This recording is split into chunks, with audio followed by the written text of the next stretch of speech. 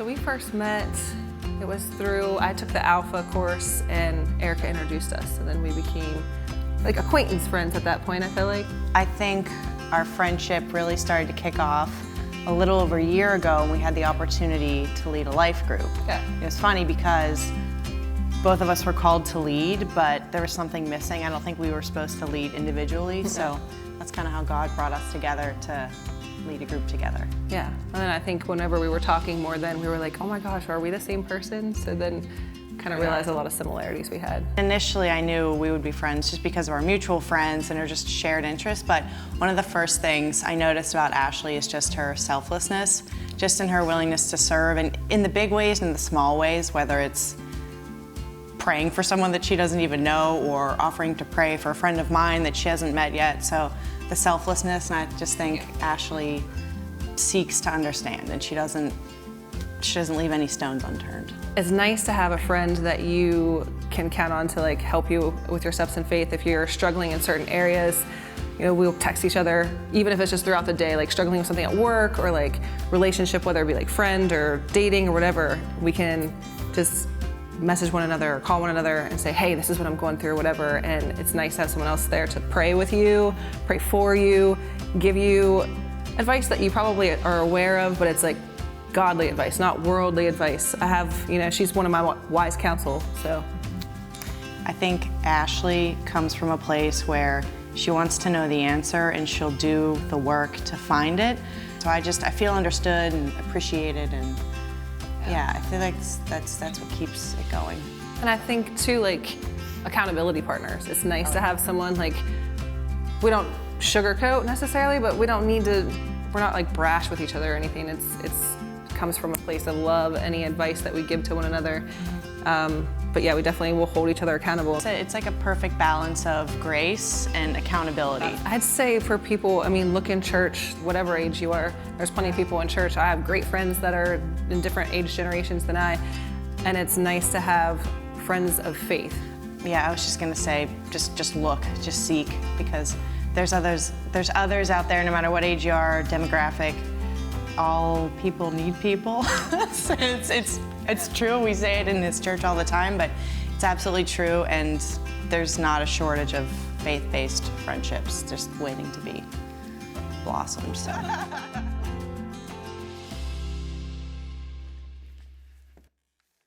Well, good morning and welcome to People and everybody. How are you?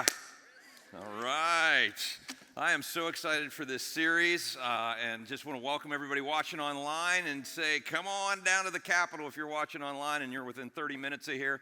You can make it. There's all kinds of people here, and that's what we're talking about today.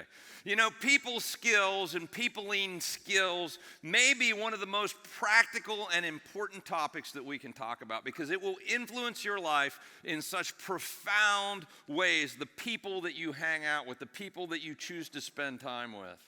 And as a culture, we're getting less and less adept at relationships, at peopling skills. Our technology is driving us more inward, more isolated, more introverted. You know, I don't know if you've ever been out to eat and you've watched people, maybe you've done this yourself, but you've seen people, or you were the people, sitting at the table having a texting conversation with somebody on the other side of the table rather than having a real conversation. We don't need each other anymore. Sociologists we do, but we don't think we do. Sociologists have identified this phenomenon of cocooning where we just hang out at home because we can stream our favorite entertainment. We can order food through DoorDash. We can get any question we want answered either by Siri or Google. We don't need other people for that. We can pretty much hang out in our underwear or bathrobe and do anything we want to do and don't have to deal with any other people. And for some of us, that's an attractive option. Some of you are watching church online right now. And so let me encourage you again. Come on down and connect with other people, because people are what make life great. We say around here all the time, all people need people. Now that can mean different things to different people, and here's what we mean by that. You were designed by God to need meaningful, life-giving relationships. Now, if you're an introvert, you might need 1 or 2 of those. If you're an extrovert, you might need 50. But we all need people. Like you, it influences everything in our lives. In fact, I'd say it's one of the most defining factors of where you will end up. Show me who you're hanging out with. You know, people, we say you are what you eat. You eat a bunch of Twinkies, you're going to end up as a Twinkie. And if you eat health food, you're going to end up healthy. You know, you are who you hang out with. You're the sum total of the 5 closest people in your life. You become like them. So it's not just all people need people. You need good people in your life. You need people who fill your bucket, people who make you better, people who spur you on to grow and become all that God has created you to be. We all need that. Now, how do you get that? Well, it's a really, really simple thing. You choose your friends well. Now, for some of us, you're like, choose your friends well. My friends are just the people that I've come in contact. They're people who lived in my dorm. They're the people who lived in the neighborhood. And there is some of that goes on. But we have to be intentional. And I'm here to tell you that being intentional in your friendships is biblical. Let's look at Proverbs chapter 12, verse 26. It says, the righteous choose their friends carefully. Have you ever thought about that? Choosing your friends carefully? Stacking your friend deck with people who make you better? That's actually biblical. Most of us live haphazardly when it comes to our friendships. We just kind of go through life. And that is just not okay, because it's your friends, it's the people in your life that are going to make you or break you. They're going to make you better, they're going to make you worse. So choose well. Now, we're in church. This is a great environment, guys, to connect with people who are kind of on the same journey as you. If you are here, you've just kind of self-selected yourselves, like you're with a self-selected group of people who are trying to get better, who are trying to become more like Jesus, who are trying to become more positive, who are trying. And so this is a great place to pick people, to build friendships. It's why we do life groups, so that you can get a group of 5 or 10 or 15 people and connect with a few people and make some friendships and be on a journey together with other people. And you'll become like the people you spend time with, for good or for bad. Proverbs 13:20 says this, walk with the wise and become wise, for good. You walk with wise people, you're going to become wise. You walk with people who are trying to become more like Jesus, you're going to become more like Jesus. Right? Or for bad. 1 Corinthians 15:33, do not be misled. Bad company corrupts good character. And we know that's true. My favorite TV miniseries of all time, really my favorite movie of all time, is a movie based on a book by Larry McMurtry called Lonesome Dove. Any Lonesome Dove fans out there? We got one. All right, woohoo! All right, it's a Western. I named my dog Gus after the lead character in Lonesome Dove. I'm a fan. The whole story, the backstory is, you got a couple of old cowboys in southern Texas who were Texas Rangers at one point, and they kind of aged out, and they're taking a herd of cattle to Montana, Cattleman's Paradise. It's awesome. Cowboy hats, the music's amazing. Anyway, I digress. They have an old friend who's just kind of blown around by the wind. He falls in wherever he does. His name's Jake, and Jake shows up and spends some time with them, but then Jake goes off and gets into trouble. He falls in with a bunch of horse thieves and ends up riding the range, and the horse thieves turn into murderous horse thieves. They start killing some people, and so these guys are on their way, and they come across some of the wake, the dead people along the way, and they're like, these are horse thieves, these are murderous horse thieves, and they finally catch up with them, and they hang the horse thieves, and they are getting ready to hang their friend Jake. And there was a young little boy, his name was Newt, and he was growing up, and he was, he kind of idolized Jake, and he's like, we can't hang Jake, he's our friend. And Gus turns to him, it's one of those moments, galvanized. He's like, you ride with horse, this is easy for you to say. If you ride with horse thieves, you hang with horse thieves. Because ultimately you will become a horse thief. You will become a murderous horse thief, and that's exactly what happened to Jake. You become like the people that you spend time with, for good or for bad. So choose wisely. Jesus had the right mix of people in his life. He had people in his life that spurred him on, that fed his heart, and he had people in his life that he saw potential in and he poured into. They weren't the most educated people. Some of them were educated, though. So they weren't the wealthiest people. They weren't the most powerful people, but they were good people. They made Jesus better, and Jesus made them better. Today, what I want to look at are our friendships. This is part one of a 4-part series, but today, who makes up your friendship circle? Who makes up your friendship circle? Now, it's always going to be a mix, so hear me on the front end of this. You're not going to be able to ever eliminate all the types, and you're not supposed to, but prayerfully consider who is in your friendship circle. And the first type are just first type of people, 4 types of people, draining people. Anybody know what I'm talking about when I talk about draining people? Okay, 3 or 4 of us do. Everybody else has energizing people in your life. All right. You meet a draining person and it's like you can just feel the life being sucked out of you, right? Like that sound effect. I've been working on that all week long. So, and it's not always like that. Sometimes it's like a trickle. You're not quite aware of it. There are other people where you're just like, all the energy is left my body. And these people tend to be negative. They're the Eeyores of the crew, right? They're like, oh, bother, it's never going to work out. We're all going to fail. Oh, my, we're all going to die. You just that kind of, and it's exhausting after a while. It's okay for a minute or two, but after a while, it starts to wear you out. Or critical people. People who are just always nitpicking and seeing what's wrong and can't see what's right. Man, will wear you out. Jesus had those people in his life, the religious leaders. Now, he kept them at a distance. He insulated himself from them. They were still part of his life, but he limited his exposure to them. In Luke chapter 11, verse 53, it says this: when Jesus went outside, the Pharisees and the teachers of the law began to oppose him fiercely and to besiege him with questions, waiting to catch him in something he might say.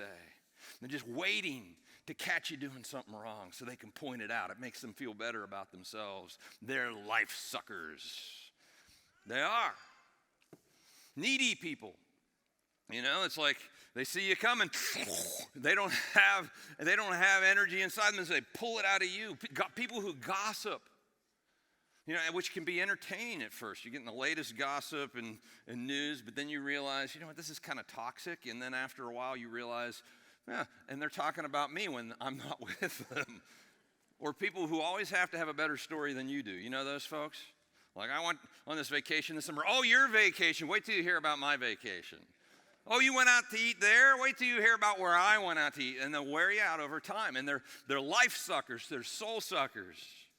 Now, Jesus ended up with one of these people in his inner circle in the 12. I don't think he started that way. His name was Judas Iscariot. I think he started out good. Jesus invited him to be one of the 12 disciples. And then over time, Judas kind of became this person. He was critical, and he actually trapped Jesus. But he only had one, right? Here's what I want to say to you. You will never get all of these people out of your life, and I don't think we're supposed to. Right? But we are supposed to manage our life so this is not a majority of the people. If Jesus was 12-1, you'd probably be a good ratio, right? So I have one of these people in my life. They don't go to church here, so you're all in the clear. But it's just somebody that I felt like God, and you probably do too. And you need to be very prayerful about this. But this was a person that I'm supposed to, I feel before God, I'm supposed to pour into him. And so when we get together, I'll come home and Christy's like, you need to go take a nap. Because I'm like, I'm just exhausted. You can just feel it coming out. But it is part of my mission, and part of what God's given me to do is to care for and pour into this guy. And so there's going to be these people in your life.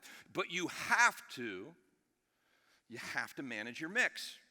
Your friend mix. It's kind of like this. Guys, come on out. I asked these guys. Let's hear it for the stage hands.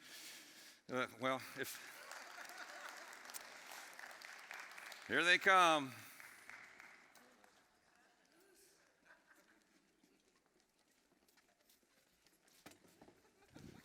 Thank you. This is a big jar of blue water. It's not Kool-Aid because we don't do Kool-Aid here at the Vineyard. I want you to meet my shop vac. I've done 4 houses with this shop vac. we go back a long way. It really sucks. It's amazing. That is free. All right, so a draining person can drain the life out of you super quick, right? And it kind of looks like this. They walk into the room and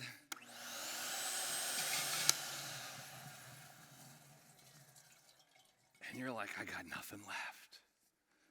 Now, if it goes like that, that's kind of a gift because you're like, all right, I need to, let me get the water out of the hose. I probably need to not spend a great deal of time with that person if it's that fast. But for a lot of us, it's just like a trickle out, and we're not even aware that it's happening. In fact, you think you're an introvert because all the people in your life are draining you slowly, and you go and spend time with them, and then you're like, I'm exhausted, and being alone is more energizing than being with the people you've chosen to hang out with, right? And you need some people in your life who pour into you, not take from you. You got to choose well. So, how do you know if someone's a draining person? Now, in your notes, I have a page that has each of the categories that I'm going to cover today, and there are 5 statements that will help you if you take the time to discern who these people are in your life, right? Because most of us have never even thought about it. And then to also evaluate ourselves and, ask the questions, which category do I fall into? And so here we go. This is going to actually be hard for some of us today because it's going to be an awareness moment and you're going to be like, oh, that's true. All right, so here we go. How to know if someone is a draining person. Your shoulders slump when they walk in the room. You ever have that happen? You're just like, oh, golly. I knew a guy once, he would walk in the room and you could just feel the oxygen go out of the room. Everybody was like, I'm so tired. And that was just the personality, right? Second, you don't want to answer their phone call. It's like, oh, I'm going to need a day or two to bank up some energy to be able to have this phone conversation because it's going to wipe me out. 3, they see the glass as half empty. That negative thing, like nothing is good. It's like the best day ever. Yeah, but, they enjoy giving bad news and they enjoy playing the devil's advocate.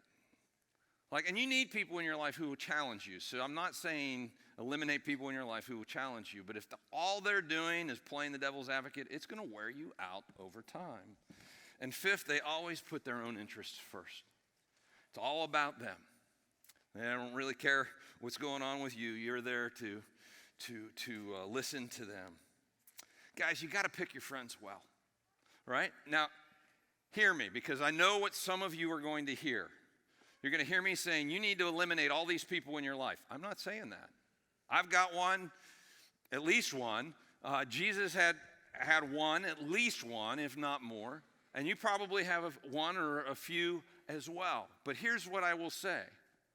If you work on stacking your friendship deck on the positive side, the impact of the people who on this side, the draining people's side, will be a whole lot less because you will be adding to your energy level. You'll be adding to your battery, so to speak. Friend mix is important. And so choose well. Now, here's the other side of this. Some of you, and this is the hard part, are draining people. As you sit down and go through this, you're going to be like, oh my gosh, I'm a draining person. That's a gift. Don't get down about that. It is a gift to know because you're not stuck there. You don't have to live there. You have a choice. And in fact, what I encourage dating people to do, I will encourage you to do. I encourage dating people, don't go find a date, right? Focus on yourself and become the person that the person you're looking for is looking for. If you're looking for great friends who will add to your life, become a great friend. Focus on becoming, and we're going to go over some of these other categories here in a moment, but focus on changing from being a draining person to being a life-giving friend. Second kind of person we're going to talk about are neutral people. Now, neutral people, they're just kind of neutral. Profound, isn't it? They're just like, they're there. You know, there are people, and this is probably a majority of the people in your people mix. They don't add to your bucket, they don't take from your bucket either. Jesus had the crowds, right? The crowds were kind of neutral for Jesus. Jesus handled crowds in a healthy way, and there were times where he would go and he would be with the crowds, and other times when he would not be with the crowds. And 144 times through the gospel we see crowds mentioned. And Jesus, in Matthew 8:18, it says, when Jesus saw the crowd around him, he gave orders to cross to the other side of the lake. It was one of those times where he's like, I don't need the crowd right now. We're just going to go and spend some time alone. But Jesus would interact with the crowds, and we all like crowds, right? Especially like the whole social media phenomenon. We love to have lots of followers and lots of clicks and all that stuff. And that should be neutral in your life. Let me just say that. That should be neutral in your life. That is not your bucket filler. In fact, some people think that it is. They make the mistake to think that, because it makes them feel better. But what's going on, if you don't get enough clicks or enough likes or enough followers or whatever, you feel really bad, right? That is not a bucket filler. What that is a dopamine response in your brain, and you are addicted to affirmation from people that you don't even know online. That is not healthy. That's not a bucket filler. But if you hold that in a healthy way, it's neutral. And neutral is fine. It's not adding anything. It's not taking anything away. Ultimately, for Jesus, the crowds were neutral when it came to friendship. And for you, the same. But it's not the crowds that make your life great. It's your friends. It's not the crowds that you become like, hopefully. It's your friends. So choose them well. Neutral people tend to be kind of boring. And that's okay. I mean, we don't learn a lot from them. They don't challenge us. They're not making us better, and they're not inspiring us, and they're not motivating us. They just kind of are. Now, we all have people in our lives that are neutral, and that's life. That's life. You just don't want to have all friends that are neutral because you're never going to go anywhere. You got to have people who can pour into you. So how do you know someone is a neutral person? A couple things. First, they don't really affect you emotionally. You walk into the office, it's like, hi, George, hi, Ralph. And you go to work and you just kind of do your thing. Like they could get transferred tomorrow to another town. You'd go to the party because you're polite, but you wouldn't miss them the next day when you actually showed up. There's no real emotional impact there at all. They're in your life purely because of history. We've been friends since we were 3. We went through school together, all of that. Now, those relationships, there's nothing wrong with those relationships. And don't walk away from those relationships. But you have, as you're about to see, you have to have some of the relationships we're about to talk about to fill your bucket. Their life is at a standstill. They're not learning, they're not growing, they're not challenging you. They're just kind of going through life, and that's life. You're going to have people like that. Fifth, they're present in your life, but they don't add anything of value to your life. Again, these are people that you're going to have in your life. And in fact, I would suggest to you that God puts people like that in our lives for us to inspire and for us to motivate and for us to minister to. All right? They're not bad, but you don't want just neutral people in your life. You need people in your life that feed your soul. So the other side of this, again, is don't be that person. Like you don't have to be a neutral person. But the first step is figuring out if you are. And if you are, do something about it. Third category of people. Energizing people. Energizing people. Anybody know what I'm talking about, an energizing person? Like you walk away from some time with them and your bucket is full. Your batteries are charged. You're just like, wow, you're more powerful. When I first started as the lead pastor here, one of the advisors at the time at the church, one of my advisory board members' names was Pam, and Pam was an encourager.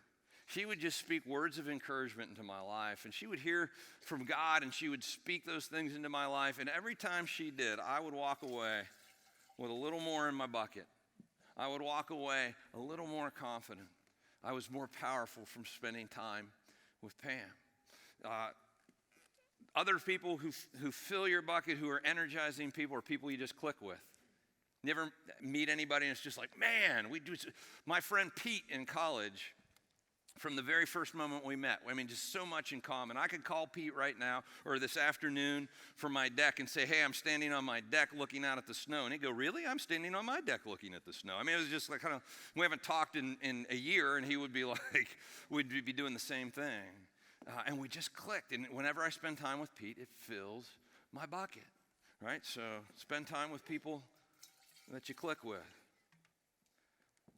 or people that you're learning from. You ever had somebody in your life that you just learn from? When I was on sabbatical several years ago, I read a book about farming, food, and faith called The Marvelous Pigness of Pigs by a guy by the name of Joel Salatin. And so I emailed him and said, hey, I'd like to meet you. And I got an invitation to his farm, and I got to hang out and get to know him. And we have become friends, and we spend time together once a month on one Monday evening a month, and we talk about farming, and we talk about faith, and we talk about church. Because one thing that he is really good at is seeing how God designed things to work, and then building systems that cooperate with that. And I'm like, can you help me do that in church? And he is, and it fills my bucket. I have a hard time sleeping on those Monday nights when I get off the phone. An energizing person in my life. There are people that just are a joy to be around that fill your bucket. My wife, Christy, falls into this category. People talk to me all the time. Christy is just awesome to be with, and she is, and I was lucky enough to marry her, and so I get to spend time with Christy, and it fills my bucket because she is just such a pleasure to be with. Or I think of my friend Brad, who we go motorcycling together, and he's just authentic, just outrageously authentic. Yeah, refreshingly real. You know what I'm talking about? It's like, okay, we're not being polite or anything, we're just being real. And that just totally charges my batteries and fills my bucket. And then I have another friend who, he's kind of an entrepreneur, and he has just got this contagious energy. Like he invents things, and he builds things, and he overcomes, they said it could never be done, and he figures out how to do it, and he's just, I just love it. I love spending time. Fills my bucket a little bit. You're more powerful having been with these kinds of people. And guys, you need people like this in your life, and most of us don't have enough. Because here's the deal, like neutral people and draining people, we're gonna have them in our lives. We're supposed to be pouring into them. But if nobody is pouring into us, it's kind of like when you're on an airplane and the oxygen mask drops down. They always say, put your oxygen mask on first. Because if you're out, you can't help anybody else. It's the same thing here. You've got to have energizing people in your life who are filling you up faster than you're being drained. And that can happen pretty fast, especially if you use a Craftsman shop vac. My motorcycle, I put away in the winter time, obviously, and it has a battery in it. In the summertime, there's a little electric generator in the motorcycle called a stator that charges the battery. So as long as I'm riding it, it keeps the battery topped off and healthy. But when I put the motorcycle away in the wintertime, that battery there's a slow drain on it. There's an electrical system and other things, and the battery will go dead, and it's really bad for the battery. So what you do in the wintertime is you put something on the battery called a trickle charger, and you plug it into the wall, and it keeps topping off that battery all winter long.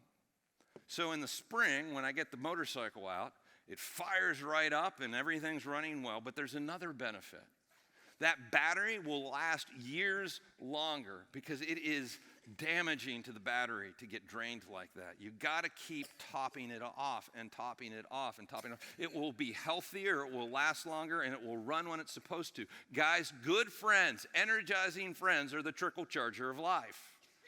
You need them in your life. You need to choose them. You need to pursue them. You need to be intentional in this area. It is so important. Now, for me, I have a group of guys that I get together with on Thursday morning in a life group who are the trickle charger of life for me. We get together. I get up at 5 o'clock on Thursday morning. I don't usually get up that early in the morning, but I have more energy all day long for having spent that time with them first thing in the morning. They charge my batteries. Do you have a group of people? Do you have some people who are pouring into your life like that? Because if you don't, you need to pursue them. Jesus did. He had 3 guys within his inner circle of 12, Peter, James, and John. These were the guys that charged Jesus' batteries. They were his best friends. Peter was just refreshingly authentic and would just run in, and Jesus loved him. His real name was Simon, but Jesus called Peter, in their language, meant Rocky.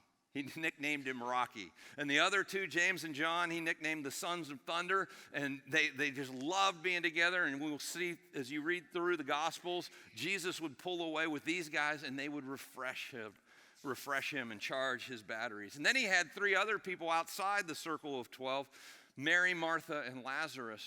And they lived in a little town called Bethany outside of Jerusalem, and he loved spending time with them. He'd go have dinner at their house, and it was like the highlight of their travels. He got to spend time with people who filled his soul. Guys, we all need people like that in our lives. And in fact, I would suggest to you, it's vital. Find them. This is why life groups are so important, because you're going to find people who are on the same journey as you here. And you need people who are on the same journey as you. You want to become like Jesus? Get together with other people who are becoming like Jesus. It may be the single greatest spiritual growth catalyst in your life. You'll become like the people you hang out with. So how do you know if someone's an energizing person? Well, they make you smile when you walk in the room. It's like, hey, you're here. Sit down, let's talk for a while. Don't go just yet. Right? They make you feel better about yourself. That's okay, you know. You want people in your life who encourage you, who speak life into you. You need that. You'd want to go on vacation with them. Like, hey, let's go spend a week together doing something. Cool. They're interested in talking about you. It's not just about them. They're like, so how are you doing? What's going on with your family? What's going on in your world? What are you dreaming about these days? They ask those kinds of questions. And they're generous. They're generous with their time. They're generous with their help, their energy, their attention, their gifts, their words. They're generous people. And they're a joy to be with. And they might, like I said, there might be different reasons why they energize you. But find these people in your life and listen, become intentional about building relationships, about being a good friend, and pursuing these kinds of friends. The reality is most of us do not have enough of these kinds of people in our lives. And our buckets are dangerously low because of it. And I do need to give a warning here. So warning. All right. Here's the warning, because I've seen this happen way too many times, and you need to know the difference. Where a married couple will be going through a period in their relationship where things are difficult. Welcome to marriage. That's going to happen, right? And then one of them builds a relationship with somebody else, and they'll say something along these lines. But she makes me feel so alive. All right, that is not what I'm talking about. What that is adrenaline. And what that becomes is an addiction. And that will not make you better. That will not feed your soul. Ultimately, it will wreck your marriage. It will wreck your family. And you'll end up going through a series of people chasing your adrenaline rush. You might feel energized, but it's danger. Don't go there. Don't go there. Part of the reason for marriage, of covenanting yourself to another person, is so that you lean into one another and you work through your junk and they work through their junk and you work through it together and you become that life-giving person for the other person. It doesn't usually start out that way. But if you'll lean in to the person that you're married to it can end up that way. Just needed to be clear on that. All right, that's kind of a downer. All right, number 4, important people. Important people. We need important people in our lives, and they may or may not be energizing, but they do pour into your life. They do pour into your life. It might be a mentor, it might be a parent, it might be kids, it might be a teacher.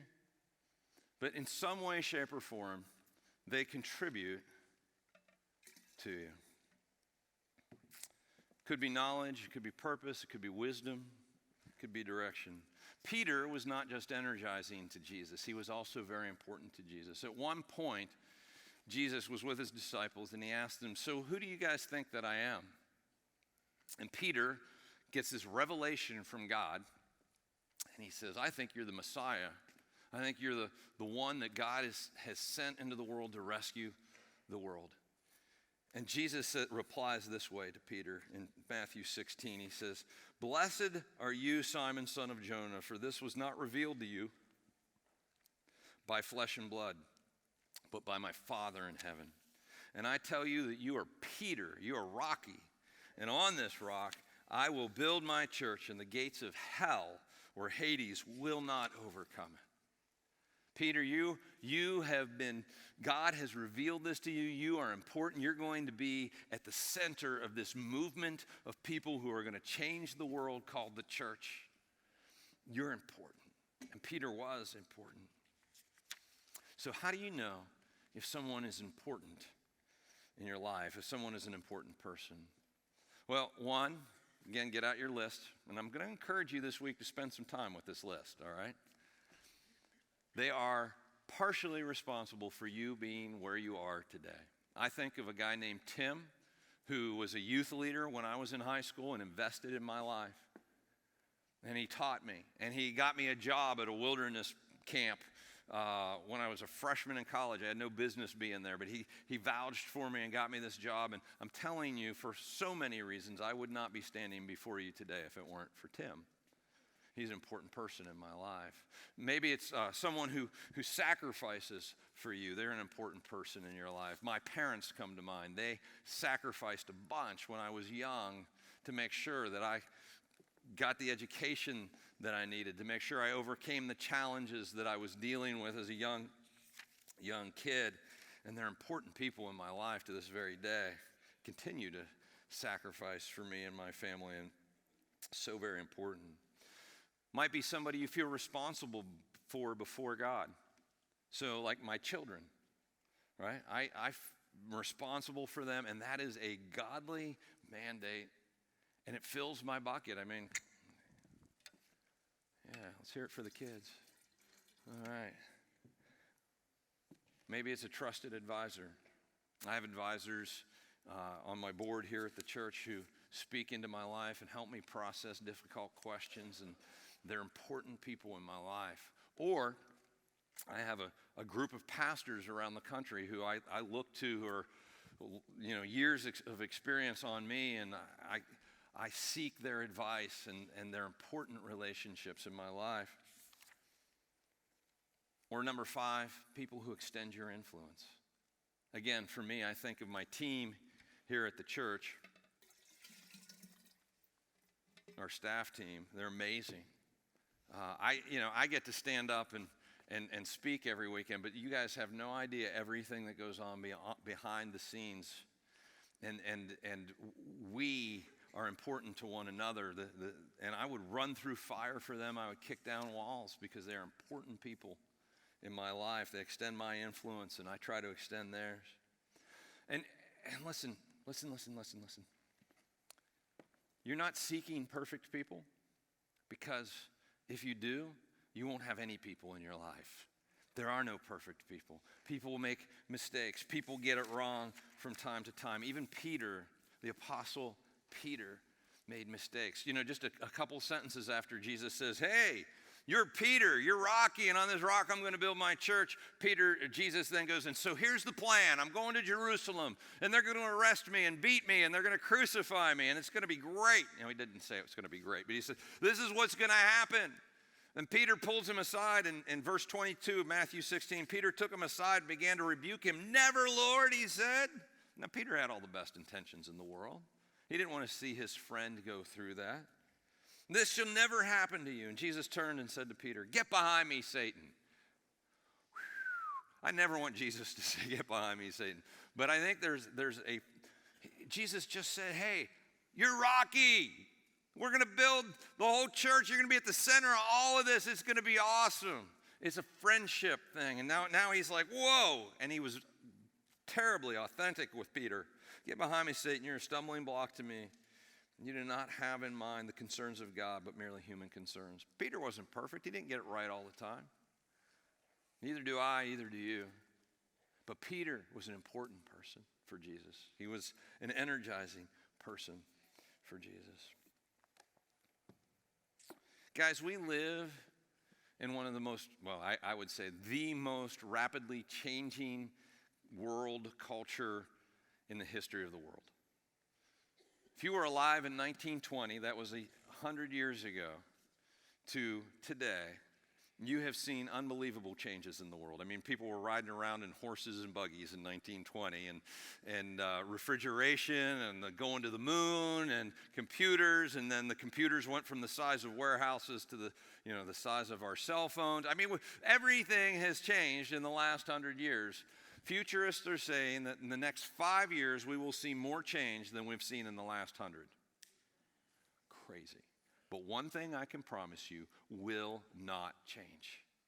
Your friends will determine the quality and the momentum and the direction of your life. They will shape who you become. And you cannot afford to be haphazard in this area. The righteous choose their friends carefully. And yet we just haphazardly go about life and don't. Heck, we plan everything else. I went on vacation to Disney a couple years ago with my family and my brother's family, and his wife had put together an itinerary for us, and it started at 7:30 in the morning, and it went till the close of the park, and we had a timestamp next to every ride, every pee break, everything. It was all planned out. And we do that with our lives. We plan our vacations, we plan our exercise, we plan our academic schedules, we plan our diets, we plan our careers, and we haphazardly go through life, including into our life whoever that gets to affect us at a deep level. The people who have access to our inner world, who shape who we become, who determine our level of joy and our level of success and our level of momentum.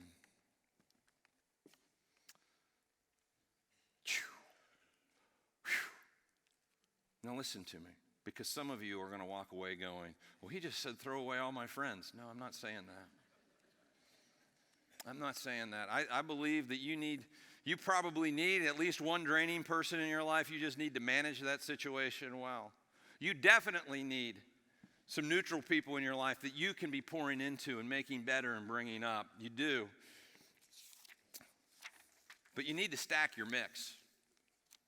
And you need to pursue energizing people. And you need to pursue important people. And you need to build into those relationships intentionally. You have control. So here are 3 moves I want to invite you to make this week. First, stack your people deck with energizing and important people. And this is not just this week. But go through the list, figure out where you are and where the people in your life are, and then who the people are. Maybe you don't even know yet, but if you do, that you need to pursue. And then be intentional in pursuing those friendships. Don't be lackadaisical in this area. 2, become the friend that the friend you're looking for is looking for.